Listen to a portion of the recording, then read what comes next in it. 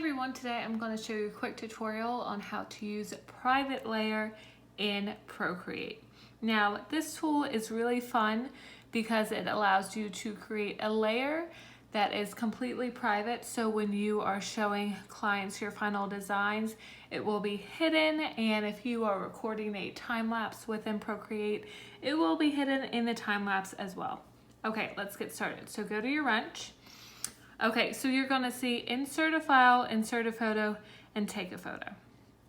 So while at first glance, none of these have anything to do with a private layer, if you swipe to the left, you will see insert a private file, insert a private photo, and take a private photo.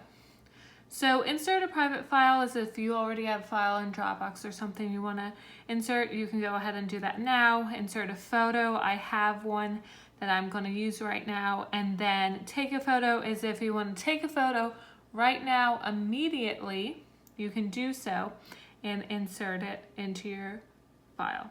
Okay, let's click on this one.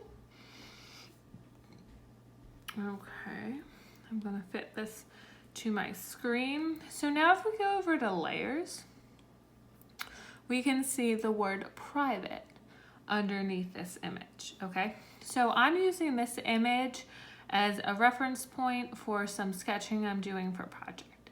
So here's my sketching, and you can see that I'm doing that over top of the layer.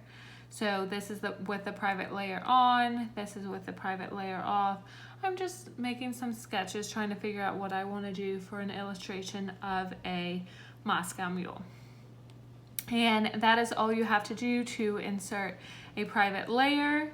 You can delete the layer if you want anytime you need to, but it's just a really great feature to be able to do sketches and have things a little bit more hidden in your projects when you're working on big things for larger clients. That's it. That's all you have to do. Thanks so much for watching.